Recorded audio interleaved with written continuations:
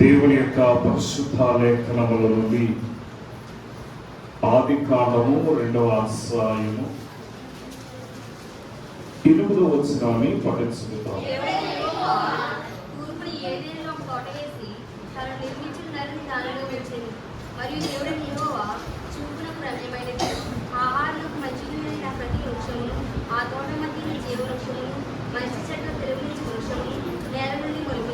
చాలండి, ప్రార్థన చేసుకుందాం.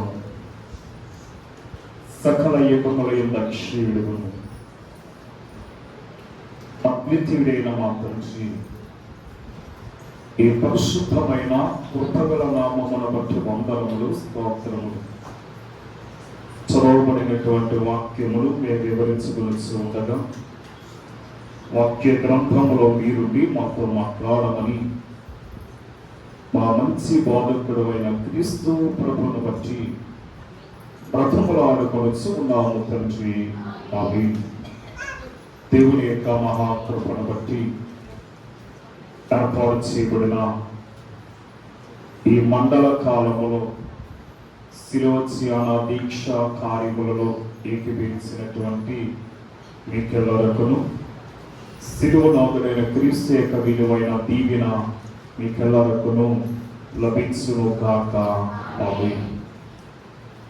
మనము నేటి దినాన చదివినటువంటి లేఖన భాగములలో ఒక తోట మనకి కనబడినట్లుగా ఈ యోహాను సువార్తలో 18వ అధ్యాయంలో మనం చూస్తూ ఉంటాము. అది నా యొక్క వాక్య అనే సారాంశం ఏంటంటే దేవుని యొక్క ప్రసంగాంశము దేవుని తోట. అతి యోహాను సువార్తలో మనకు కనపడేది కూడా తోట అనే మాటను మనం చూస్తూ ఉన్నాము. దేవుడైన యెహోవా తూర్పున ఏదెనులో ఒక తోట వేశాడట. ఈ తోటలను గురించి మనము కొన్ని విషయాలు దైవచనుడు దేవదాసయ్య గారు మనకు నేర్పినటువంటి కొన్ని విషయాలు మనము నేటి దినాన్న తెలుసుకుందాం. ఇందులో ఒక 7 ప్రాముఖ్యమైన తోటలు మనకి కనబడుతూ ఉంటాయి. ఏమిటి యొక్క 7 ప్రాముఖ్యమైన తోటలు అంటే, ఒకటి సహవాసపు తోట, రెండోది పరిశుద్ధమైన తోట, మూడోది ఆశీర్వదింపబడిన తోట, నాలుగోది పుష్పముల తోట, ఐదోది వృక్షముల తోట, ఆరోది జీవ జలముల తోట, ఏడోది గెత్సేమనే తోట. ఈ యొక్క 7 తోటల కొరకు కొన్ని విషయాలు మనము పరిశుద్ధ లేఖనముల నుండి మనము పఠించుకుందాము. చదవబడినటువంటి లేఖన భాగములలో మనం చూసి ఆదికాండము 3వ అధ్యాయము 8వ వచనములో చల్లపూటను ఆదాము అతని భార్యయు తోటలో సంచరించచ్చు దేవుడైన యెహోవా స్వరమును విని.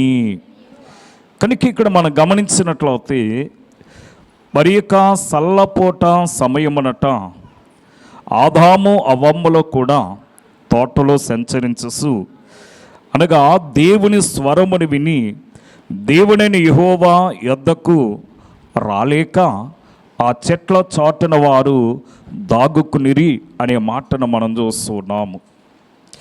అంటే ఆదాము యొక్క ప్రక్కలో నుండి వచ్చినటువంటి ఈ యొక్క అవ్వ అనగా అవ్వలో నుంచి ఆదాము వచ్చాడా, ఆదాములో నుంచి అవ్వ వచ్చిందా అనే విషయాన్ని మనం ఆలోచిస్తే ఆదాములో నుండి అవ్వను దేవుడు తీశాడు.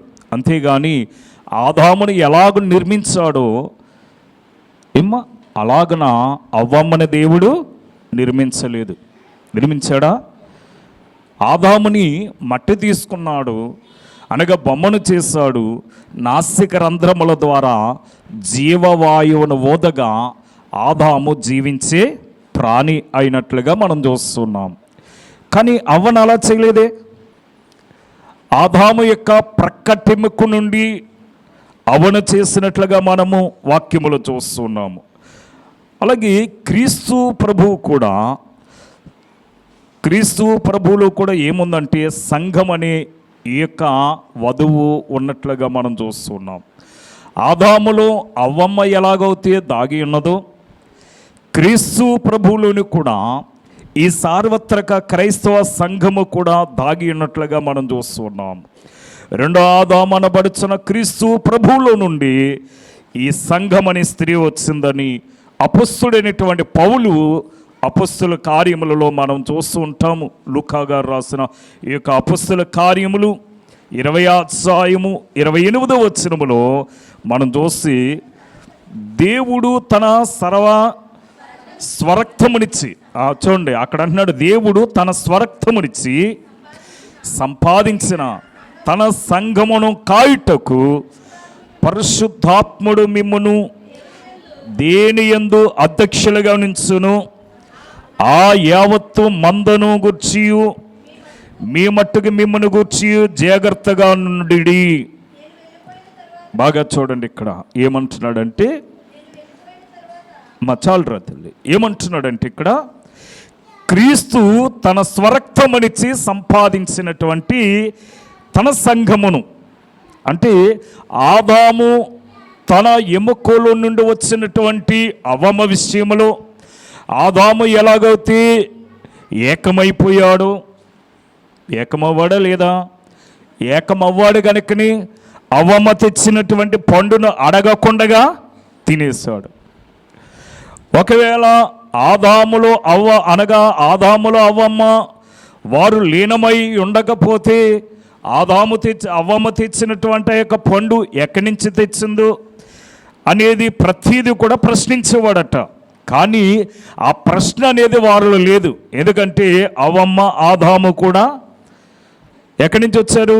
ఒకే శరీరంలో, తన శరీరంలో నుంచి వచ్చింది. అందుకే ఆదాము అంటాడు ఇది నాది అన్నాడు, అనగా నా శరీరములో నుంచి వచ్చింది కనుక నారి అన్నాడు. అంటే ఇది నాది అనే అర్థం అన్నమాట. అలాగే ఇక్కడ మనం గమనించినట్లయితే క్రీస్తు ప్రభువులో నుండి ఈ సంఘం వచ్చింది కనుక ఈ సంఘం ఎలాగుందంటే మొదటి యోహాను రాసిన పత్రికలో ఆ మొదటి వచనములో మనం చూస్తే మొదటి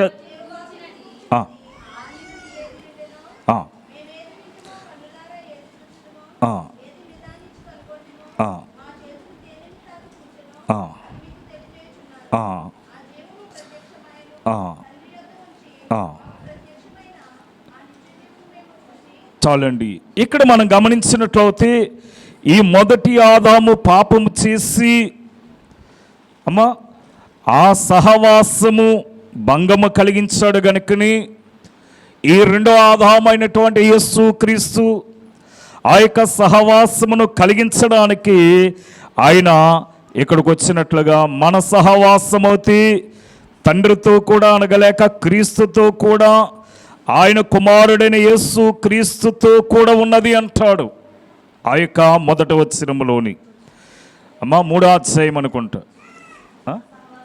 3వ వచనం. కనుక దేవుని యొక్క సహవాసం అట్టది. ఎవరి సహవాసం? దేవుని యొక్క సహవాసము. ఈవేళ సహవాసాన్ని మనం ఏం చేసుకున్నాం? పోగొట్టుకున్నాం. అంటే మొదటి ఆదాము దేవునితో ఉన్న సహవాసాన్ని పోగొట్టుకుంటే రెండో ఆదాము అయినటువంటి యేసు క్రీస్తు వచ్చిన తర్వాత ఆ సహవాసమును మరలా మనకు ఆ భాగ్యాన్ని మనకి అనుగ్రహించాడు. అంటే ఏదేను తోటలో ఉన్నటువంటి ఆ యొక్క సహవాసమును మరలా మనకి అనుగ్రహించడానికి యేసు క్రీస్తుగా దేవుని కుమారుడు ఈ లోకానికి రావాల్సి వచ్చింది. ఆయన వచ్చిన తర్వాతే మరలా మనకి ఈ యొక్క ప్రేమ ఆత్మీయతలు మనకి కలిగాయి. లేకపోతే అవ్వమ్మ ఒక ప్రక్కకి వెళ్ళిపోయింది, ఆదాము ఒక ప్రక్కకి వెళ్ళిపోయాడు. వారిద్దరిలో ఏమి లేదు, ఇప్పుడు సహవాసము లేదు. అనగా వారిద్దరికి ఎడబాటు వచ్చింది.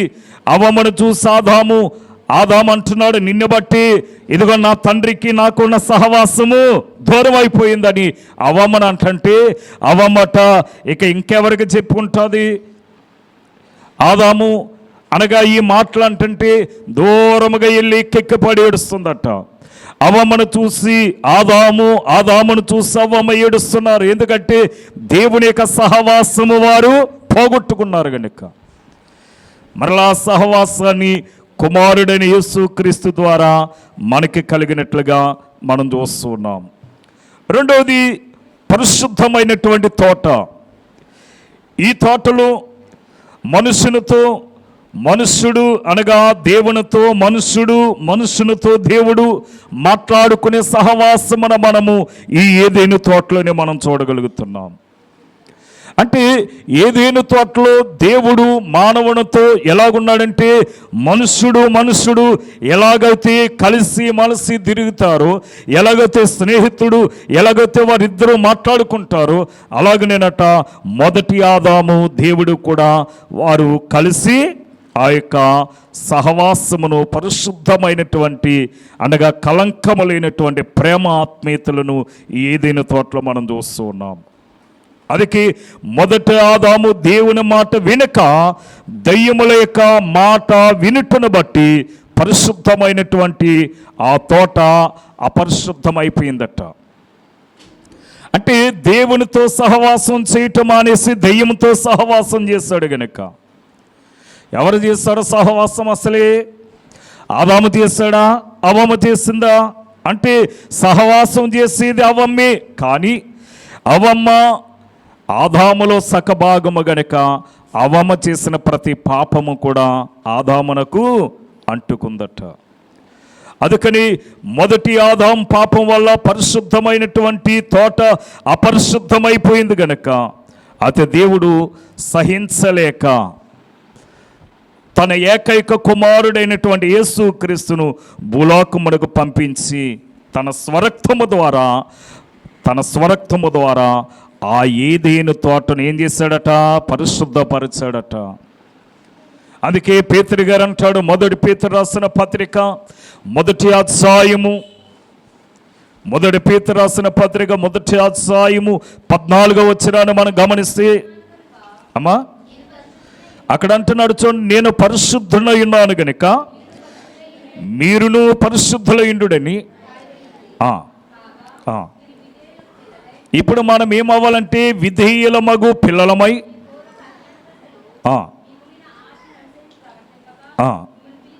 మిమ్మును పిలిచిన వాడు పరిశుద్ధుడై ఉన్నాడు గనుక మీరును సమస్త ప్రవక్తల యందు పరిశుద్ధులై ఉండాలంట. మన యొక్క యథార్థతను మనము కనపరుచుకుంటూ మన భక్తిని మనం కాపాడుకుంటూ దేవుని యందు మనం ఎలాగ ఉండాలంటే పరిశుద్ధులమై ఉండాలి. ఎందుకంటే క్రీస్తు తన స్వరక్తము ద్వారా ఏం చేశాడు? పరిశుద్ధపరిచాడు గనుక తన రక్తము ద్వారా మన పాపముల నుండి మనల్ని విమోచించాడు గనుక మనం ఎలా ఉండాలంటే పరిశుద్ధులమై ఉండాలి. ఎంత పరిశుద్ధతగా జీవించాలనుకున్న లోకం జీవిస్తుందా అంటే జీవింపనివ్వదట. అందుకని మూడవదిగా మనం గమనిస్తే ఆశీర్వదింపబడినటువంటి తోట అనగా ఈ యొక్క తోటలో ఆది మానవుడైనటువంటి ఆదాము అవ్వమ్మలని దేవుడు ఆశీర్వదించాడు. ఆదికాండం మొదటి అధ్యాయము 28వ వచనములో చూడండి, అక్కడ అంటున్నాడు, యెహోవా అనగా వారిని ఆశీర్వదించాడట. దేవుడు వారిని ఆశీర్వదించిన ఎట్లనగా మీరు ఫలించి అభివృద్ధి పొంది విస్తరించి భూమిని నిండించి దానిని లోపర్చుకున్నాడని దేవుడు ఆ యొక్క ఏదైనా తోటలోని ఆది తల్లిదండ్రులైన ఆదామవ్వమ్మలని ఆశీర్వదించినట్లుగా మనం చూస్తూ ఉన్నాము. అంటే ఈ మొదటి ఆదాము ఆజ్ఞ అతిక్రమించడాన్ని బట్టి, పాపము చేయటాన్ని బట్టి ఏమొచ్చిందంటే శాపమే వచ్చేసిందట. అయితే రెండవ ఆదామైనటువంటి యేసుక్రీస్తుని బట్టి ఆశీర్వాదం వచ్చినట్లుగా మనం చూస్తున్నాము. మొదటి ఆదామును బట్టి శాపమవుతి, రెండవ ఆదామైనటువంటి యేసుక్రీస్తుని బట్టి మనకేమొచ్చిందంటే ఆశీర్వాదం వచ్చింది. దేవుడు మనల్ని ఆశీర్వదించాడు. ఏమ్మా ఎక్కడ? లూకాసు వార్త 24వ అధ్యాయము, లూకాసు వార్త 24వ అధ్యాయము 50వ వచనములో ఆ. ఆయన బేతనీయ వరకు వారిని తీసుకుని పోయి చేతులుంచి వారిని ఆశీర్వదించెను. ఏం చేశాడట? ఏమ్మా, బేతనీయ వరకు వారిని తీసుకుని పోయాడట, చేతులెత్తి వారిని ఆశీర్వదించెను. ఏమ్మా, నిన్నటి దినాన చెప్పాను, ఎవరు ఆశీర్వదించాలి, ఎవరు ఆశీర్వాదాన్ని పొందాలి? ఎవరు ఆశీర్వదించాలి? ఆశీర్వాదం వచ్చిన ఇచ్చేటప్పుడు యాజకుడు ఆశీర్వదిస్తాడు చేతులెత్తి. ఆ టైంలో చాలామందిని మనం చూస్తాం, అక్కడక్కడ తెలియని స్థితిలో వాళ్ళు ఏం చేస్తారంటే వాళ్ళు చేతులెత్తేస్తారు. వాళ్ళు చేతులెత్తేస్తారు. చేతులెత్తి అనగా యాజకుడు చెప్పిన మాటను వారు కూడా పలుకుతూ ఉంటారు. అది ఎవరు పలకాలి? ఏమ్మా, ఎవరు పలకాలి? ఎవరు పలకాలో వాళ్ళే పలకాలి. అవునా కదా? ఏమ్మా, ఒక సాకలైన కట్ట ఏమున్నాయట? కుక్క ఉంది, గాడిద కూడా ఉందట. ఏమ్మా, గాడిద ఎందుకు? బరువులు మోయటానికి. కుక్క ఎందుకు? ఇంటి దగ్గర కాపలా కాయటానికి. ఉదయమేమో ఈ యొక్క సాకలి ఆ యొక్క బట్టలన్నీ తీసుకెళ్ళి ఈ గాడిద మీద వేసి బట్టలు రేవుకి తీసుకెళ్ళి శుభ్రంగా ఉతికి దాన్ని ఆరబెట్టి మరలా దీని అనగా దీని యొక్క నడి మీద వేస్తే ఇది యజమాని యొక్క ఇంటికి మోసుకొస్తుంది. పాపం ఈ గాడిద ఏం చేయాలి? ఇప్పుడు అలసిపోయింది పాపం. అయితే ఈ గాడిద కట్ట యజమానుడు సరైనటువంటి ఏమ్మా భోజనము పెడుతున్నాడట, కుక్కకి పెట్టడం లేదట. ఎందుకంటే యజమానుడు ఏమనుకుంటున్నాడంటే ఇదేమో బరువులు మోస్తుంది, అది ఇంటిగాడ తినుంటుంది అని అంట. నిర్లక్ష్యం చూపాడట, పట్టించుకుంటా లేదట. పట్టించుకోకపోతే ఒక రోజున పాపం బట్టలు విస్తారముగా ఉతికాడట. ఇది కూడా పాపం చాలా బరువును మోస్తుందట. ఇంటికి వచ్చి నిద్రపోయేటప్పటికి ఆ ఇంటిలో దొంగలు పడ్డారట. ఆ ఇంటిలో దొంగలు పడితే ఈ కుక్క చూస్తూనే ఉందంట, కానీ మొరగటం లేదు.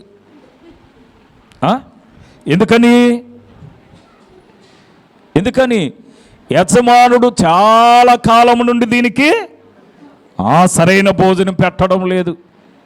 ఏమ్మా, మనకి ఈ వేళకి చాలా రోజులు ఉంది, కక్క ముక్కకి దూరం అయిపోయి నోళ్ళు చప్పబడిపోయి అంటున్నారు పిల్లలు చాలామంది. ఏమ్మా, అందుకని ఇక్కడ మనం గమనిస్తే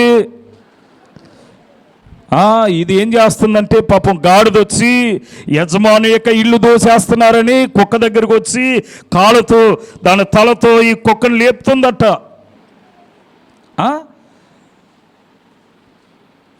కుక్కను లేపితే కుక్క అక్కడ కూర్చున్నది మరలా వచ్చి ఈ ప్రక్కన పడుకుంటుందట. మరలా అక్కడికి వెళ్ళి మరలా గోగుతుంది కుక్కని. మరలా ఇది వెళ్ళి యజమానుని యొక్క మంచం కిందకి వెళ్ళిపోయిందట. ఇది ఎక్కడ వెళ్తుంది మరి? గాడిద వెళ్తుందా మంచం కిందకి? వెళ్దు. అందుకని ఇప్పుడు ఏం చేస్తుందంటే ఇది కాదు పనానికి యజమాని యొక్క చెవి దగ్గరకు వచ్చి ఒకేసారి గోండ్రించి కేకేస్తుందట, గట్టిగా అరిసిందట. పాపం అప్పటికే మోగానగా నిద్ర పడుతుందేమో. ఆ బట్టలు కావిడ మోసుకొచ్చాడు, పక్కనే కావిడ బద్ద ఎట్టడము, వెంటనే లేసట ఆ కావిడ బద్ద అట్టుకుని ఇంకా కొట్టడం, ఇంకా దాన్ని నడుమిరిగిపోయేలా కొట్టాడట. కారణం ఏమిటి? ఇది చేసేది ఏమైనా తప్పు కాదు. యజమానుడు యొక్క ఇల్లు దోసేస్తున్నారని యజమాను లేపడానికి యజమాను దగ్గరికి వెళ్ళి అరిసింది. దీని లక్షణం మంచిదే, కానీ అది ఎవరు చెయ్యాలి? కుక్క మొరగాలి. కుక్క మొరిగితే యజమానులు లేచి ఇంటి చుట్టూ తిరుగుతాడు, ఎవడన్నా వచ్చాడేమో, అందుకే కుక్క మొరిగిందని. ఇప్పుడు కుక్క మొరగటం మానేసింది, గాడిద మొరిగింది కనుక నడిమీర కొట్టుకుందమంట. ఈవేళ మన పరిస్థితులు కూడా అలాగే ఉన్నాయి. ఈవేళ మన స్థితి కూడా అలాగే ఉంది. అందుకే ఇక్కడ మనం గమనించినట్లయితే ఈ యొక్క ఆశీర్వాదము అనగా ఈ యొక్క దీవెనలను మనము ఏం చేస్తున్నామంటే వాటిని పోగొట్టుకునే వారముగా మనమున్నాము. అందుకే రెండో ఆదామైన క్రీస్తు ప్రభువును బట్టి సంఘమంతయు పరలోక ప్రవేశమునకు అనగా పరలోక రాజ్యములో ప్రవేశించడానికి మొదటి ఆదాము పోగొట్టినటువంటి ఆశీర్వాదాన్ని రెండో ఆదామైనటువంటి యేసు క్రీస్తట గెత్సేమనే తోటలో ఆయన చేసిన ప్రార్థన ద్వారా, ఆయన కాచినటువంటి ఆ రక్తధారల ద్వారా మనకు ఆ యొక్క మోక్ష ప్రవేశము లభించిందట. నాలుగవది ఏంటంటే పుష్పముల తోట. నాలుగవది పుష్పముల తోట.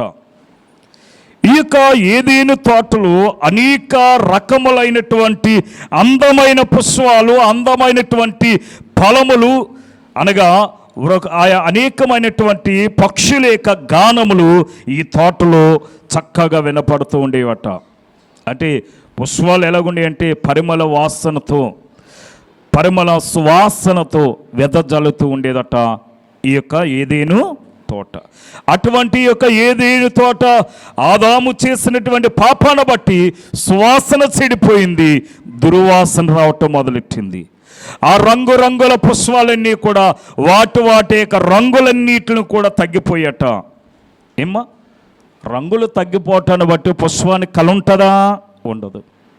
చూడండి, మీ ఇంట్లో పెంచండి. మీ ఇంట్లో పెంచినటువంటి ఎండ తగలకుండా డాబాలో పెంచుతారు చాలామంది లోపల. ఏమ్మా, ఆ యొక్క ప్రహారికి అనగా సన్సైడ్కి ఆ పెట్టి పెంచుతారు. వాటి యొక్క కలవేరుగా ఉంటుంది, ఎందుకంటే దాని మీద సూర్యకిరణాలు పడవు.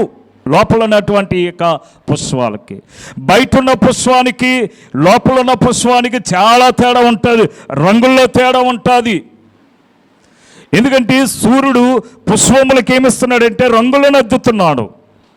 ఈవేళ ఈ పుష్పముల యొక్క తోట ఏమైపోయిందంటే మొదటి ఆదాము వల్ల ఏమొచ్చేసిందట? దుర్వాసన వచ్చేసిందట.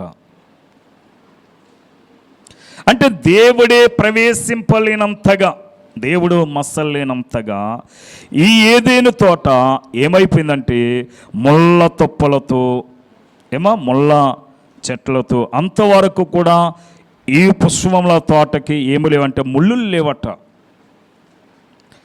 ఆ చెట్లకి ఏమి లేదు, ముళ్ళు లేవట. అందుకే వారు ఇష్టం వచ్చినట్టుగా వారు తిరిగేవారట ఆ పుష్పముల యొక్క తోటలో. ఎప్పుడైతే పాపం చేశారో అప్పుడు దీనికి ఏమొచ్చాయి? ముళ్ళులు వచ్చాయట. ఈ చెట్లకు ముళ్ళులు వచ్చాయట. ఈ చెట్లకు ముళ్ళులు రావటాన్ని బట్టి అవి ఏమవుతాయి? గీసుకుంటాయి. ఆ గీసుకున్న తర్వాత మానవ శరీరానికి రక్తము వస్తుందన్నమాట. అయితే ఇక్కడ మనం గమనించినట్లయితే క్రీస్తు ప్రభు మానవుని కొరకు గెత్సెమనే తోటలో నుండి సిలువలో నలగొట్టబడటాన్ని బట్టి ఆయన పరిమళ రక్తం వల్ల తోటంతా కూడా దుర్వాసన పోయి సువాసన వచ్చిందట. అంటే మనం ఎలాగుండాలి? ఇప్పుడు దేవుని సువాసనగా మార్చబడాలంటాడు అపొస్తలుడైనటువంటి పౌలు ఎఫెసీ సంఘంతో మాట్లాడుతూ ఒక మాట అంటాడు. ఎఫెసీలకు రాసిన పత్రిక 5వ అధ్యాయం ప్రారంభ వచనములో, క్రీస్తు మిమ్మును ప్రేమించి క్రీస్తు మిమ్మును ప్రేమించి పరిమళ వాసనగా నుండుటకు మన కొరకు తను తాను దేవునికి అర్పణగాను బలిగాను అప్పగించుకును. ఏదైనా వనంలో పోగొట్టుకున్నటువంటి ఆ పుష్పముల యొక్క వాటి పరిమళ వాసననట క్రీస్తు ప్రభు గెత్సెమనే తోటలో ఆయన కార్చినటువంటి రక్తధారల ద్వారా ఆయన ఏం చేశాడంటే మరలా సువాసనను మనకి అనుగ్రహించాడట. ఈవేళ మనం ఎలాగుండాలంటే పుష్పముల తోట వలె ఉండాలి. అందుకే దైవచనుడు సూర్యుడు పువ్వులకెంతో సొగసైన రంగులను అద్దును అంటున్నాడు. అంటే ఈ సారోను పుష్పము ఎలాగుండాలంటే ఎలా ఉండాలి? చూడండి, 3 రోజ్ టీ పొడికి యాడ్ ఇస్తాడు. అందులో అంటాడు రంగు రుచి చిక్కదనమాట. ఏముంటాయట? రంగు ఉంటుంది, వాసన ఉంటుంది, చిక్కదనం ఉంటుంది. అలాగే మనకి కూడా ఈ యొక్క పుష్పముల తోటలో భక్తి ఉండాలట, పరిమళ వాసన ఉండాలి. అలాగని దేవుని యొక్క విధేయత కూడా మనము కలిగి ఉండాలట. అంటే ఈ యొక్క మరి క్రీస్తు యొక్క సువాసనను మనము కలిగిన వారమై ఉండాలి అంటాడు. చూడండి, అక్కడ ఆ యొక్క 2వ వచనానికి 3వ వచనానికి మనం వస్తే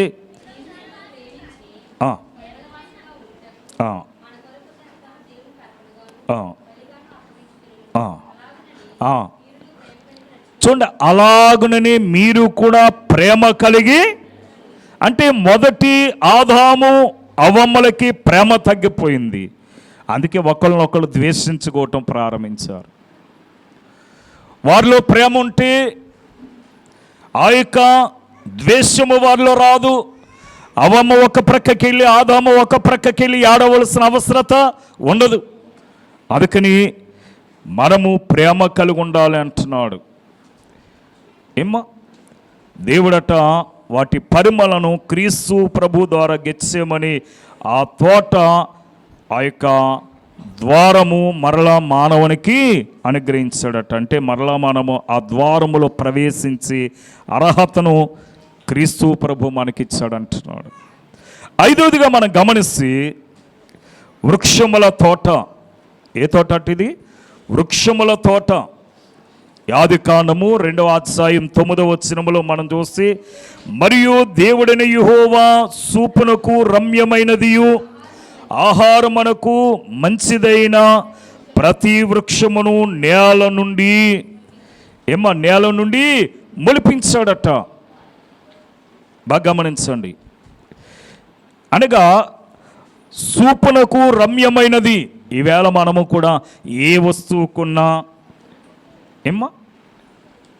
వృక్షాలు, ఈ వృక్ష ఫలాలు,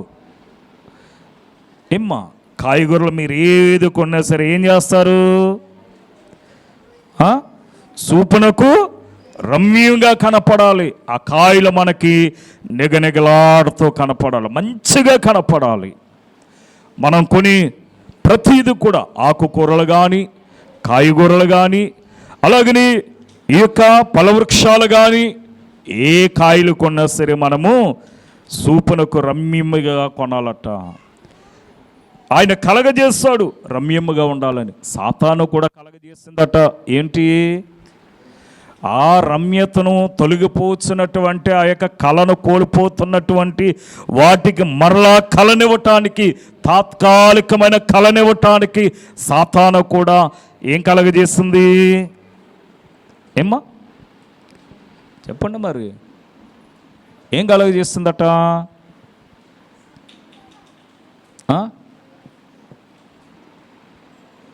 ఆవిడ ఉంది ఇందాక నేను 11, 12 ఆ టయానికి 11:30, 12 అవుతుంది.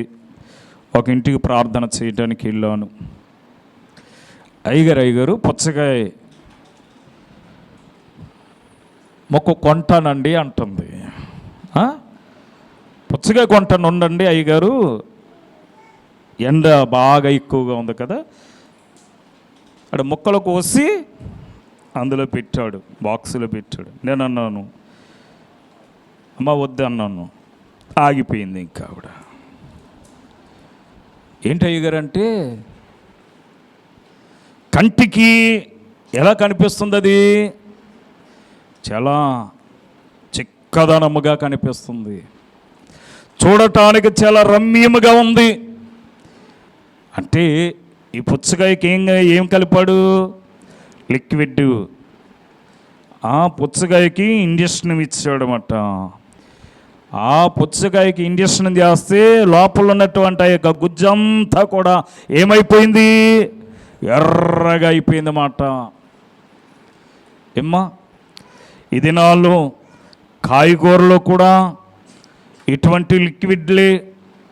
కాయగూరలో కూడా ఆ మార్కెట్కి తీసుకెళ్ళేటప్పుడు ఆ యొక్క మార్కెట్లో ఆ యొక్క రైతు బజారులో చూపునకు రమ్యముగా ఉన్న దానిని మొదటగా పాడుకుంటూ ఉంటారు.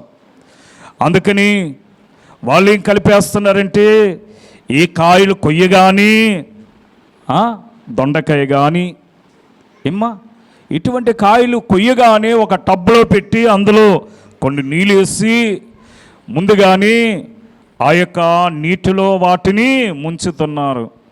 ముంచగానే అవన్నీ కూడా ఎలాగుంటున్నాయి, మంచి కలర్ వచ్చేస్తుందన్నమాట. చేనికాడే కలిపేస్తున్నారు ఇవి, ఇంకెక్కడ చూడండి. కొంతమంది మనం చూస్తాం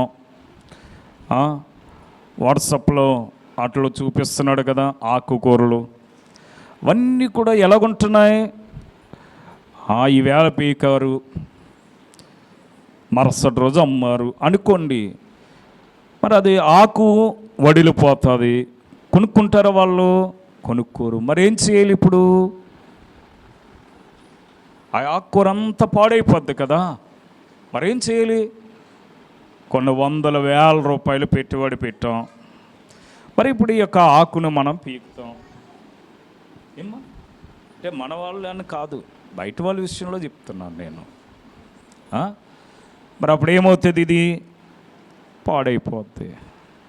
మరి ఇప్పుడు వాళ్ళు ఏం చేస్తున్నారంటే, ఓ టబ్ పెట్టుకుంటున్నారు మార్కెట్లో, ఆ యొక్క టబ్లో ముంచి బల్ల మీద పెడుతున్నారు. ఇది ఎలా ఉంటుందంటే, అప్పుడే కోసుకొచ్చినటువంటి ఆకుల్లాగా నిగనగలా ఆడిపోతూ ఉంటున్నాయి. ఇటువంటి అన్నీ కూడా ఇలాగుంటున్నాయి. కానీ దేవుడట ఈ యొక్క వృక్షములను దేవుడు కలగజేసిన తర్వాత చూపునకు రమ్యమైనదియు ఆహారమునకు మంచిదైనటువంటిది. మరి ఇవి ఆహారానికి మంచిదా? పుచ్చకాయ హెల్త్కి మంచిది, కానీ మనము ఏం చేయాలంటే అది ఓపెన్ చేసేది మనం తీసుకోకూడదు. ఓపెన్ చేయకుండా ఉన్నదాన్ని మనము తీసుకోవాలి. ఓపెన్ చేసిన తర్వాత అది చుట్టూ తెల్లగా ఉందనుకోండి, ఈడేం చేస్తాడంటే దానికి ఇంజెక్షన్ ఇస్తాడు. ఒక పావు గంటగా అది ఏమవుతుంది, అదంతా అలుముకుంటుంది, కలర్ మారిపోద్ది. అప్పుడు చిక్కగా ఆ కలర్ అంతా కూడా దానికి వచ్చేస్తుంది కనుక ఆ కాయ అంతా చాలా చిక్కగా ఉంటుంది. వాడు పడేయడు. మనమైతే తెల్లగా ఉందని మనం పడేస్తాం. ఇటువంటివి కూడా మోసాలు ఉన్నాయి. అందుకే దేవుడట ఈ యొక్క చూపునకు రమ్యమైన దాన్ని దేవుడు కలగజేస్తాడు. మొదటి ఆదాము దేవుడు తినమని ఆజ్ఞాపించినది తినక, తినవద్దని చెప్పినటువంటి వృక్ష ఫలమును తినటం వల్ల దేవునితో ఉన్న సహవాసాన్ని, జీవవృక్ష ఫలముల యొక్క ఆశీర్వాదాన్ని ఏం చేశాడట? పోగొట్టుకున్నాడట. వాటన్నిటిని పోగొట్టుకున్నాడు. అయితే దేవుడు మరలా మనలను బహుగా ప్రేమించాడు గనుక క్రీస్తు మన కొరకు క్రూరమైన సిలువలు బలియాగము ద్వారా ఈ జీవవృక్ష ఫలములను మరలా దేవుడు మనకి అనుగ్రహించాడట తన కుమారుని ద్వారా. అందుకే ప్రకటన గ్రంథం 22వ అధ్యాయము 2వ వచనములో మాట్లాడుతూ చూడండి, ఆ పట్టణము రాజవీధి మధ్యను ప్రవహించుట,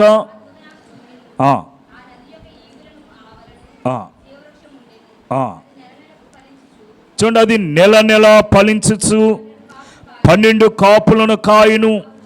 ఆ వృక్షమే కాకులు జనములను స్వస్థత పరచుటకై వినియోగింతురు. ఇక్కడ చూడండి,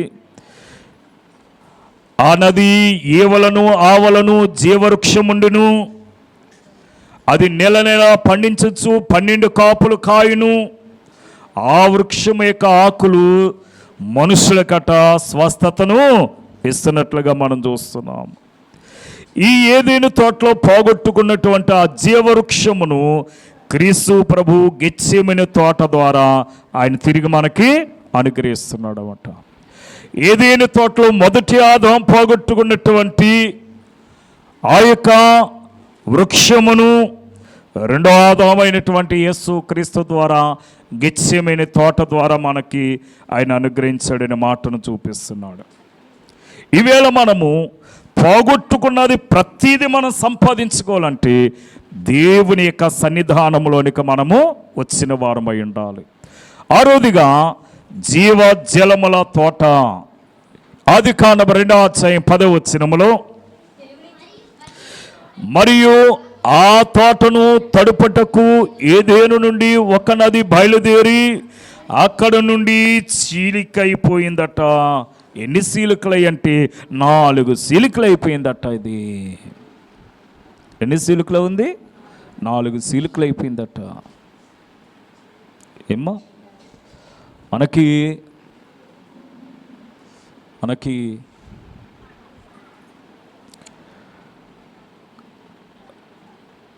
అనేక చీలికలు మనకు కనిపిస్తూ ఉంటాయి. ధవళేశ్వరం దాకా ఒకే గోదావరిని మనం చూస్తాం. అక్కడికి వచ్చిన తర్వాత 2 చీలికలు. ఒకటి విద్యాశ్వరం మీదుగా మనకి ఇక్కడ గోపాలపురాన్ని చూస్తున్నాం. అలాగని ధవళేశ్వరం మీదుగా రావులపాలెం చూస్తున్నాం. అలాగని ఈ కాలవ లొల్లలాకుల దాకా ఒకటే కాలువను చూస్తున్నాం మనం. అక్కడి నుంచి అది 3 చీలికల వింది. 3 చీలికల వింది. ఒకటి గోపాలపురం వెళ్తుంది, రెండోది రావులపాడు మీదుగా వెళ్తుంది, మూడోది రావులపాలెం మీదుగా వెళ్ళేది. అంటే ఈ లాకుల దాకా వచ్చేది ఒకటే కాలువ, అక్కడికి వచ్చేటప్పటికి 3 కాలువలు అయిపోయి. అలాగని ఈ యొక్క జీవ జలముల తోటట ఈ యొక్క ఏదేను నుండి ఒక నదిగా బయలుదేరి బయటకు వచ్చి 4 శాఖలుగా 4 చీలికలుగా అయిపోయిందట. ఇలాగ అయిపోయినటువంటి ఈ స్థితిని క్రీస్తు ప్రభు కలవరి శిలువలో మానవ ఆజ్ఞతిక్రమ పాపమును పరిహరించి పరలోకములో ఉన్న ఆ యొక్క జీవజల నది యొద్దకు మనల్ని నడిపించడానికట ఆయన ఈ గెత్సేమనే తోటలో ఆయన శ్రమను అనుభవించినట్లుగా మనం చూస్తూ ఉంటాం. ప్రకటన గ్రంథము 22వ అధ్యాయము ప్రారంభ వచనాన్ని మనం గమనిస్తే అక్కడ అంటున్నాడు, స్ఫటికము వలె మెరియునట్టి జీవ జలముల నది. అక్కడ అంటాడు చూడండి, దేవుని యొక్కయు గొర్రె పిల్ల యొక్కయు సింహాసనమునొద్ద నుండి ఆ పట్టణపు రాజ వీధుల మధ్యను ప్రవహించుచున్న ఆ నది దగ్గరికి చేరిందట. అంటే దేవుని యొక్కయు గొర్రె పిల్ల యొక్కయు సింహాసనమునొద్ద నుండి ఆ పట్టణపు రాజ వీధుల మధ్యన ప్రవహించుచున్న ఆ నది దగ్గరికి చేరింది.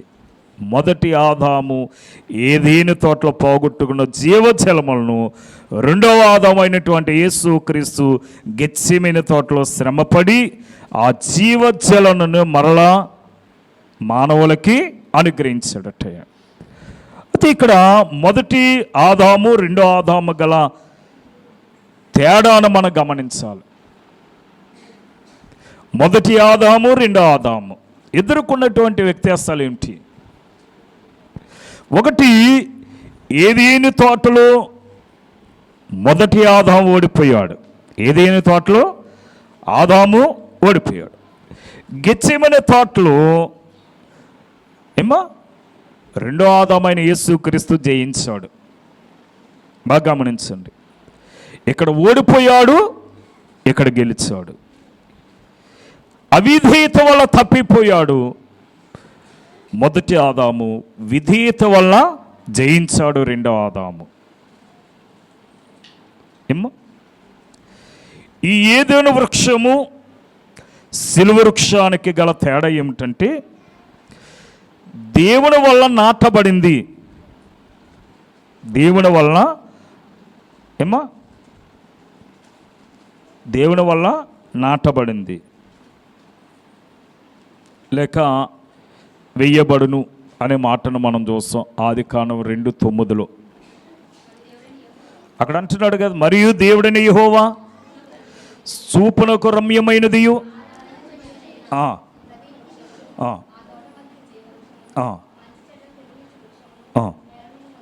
చూడండి ఇక్కడ మనం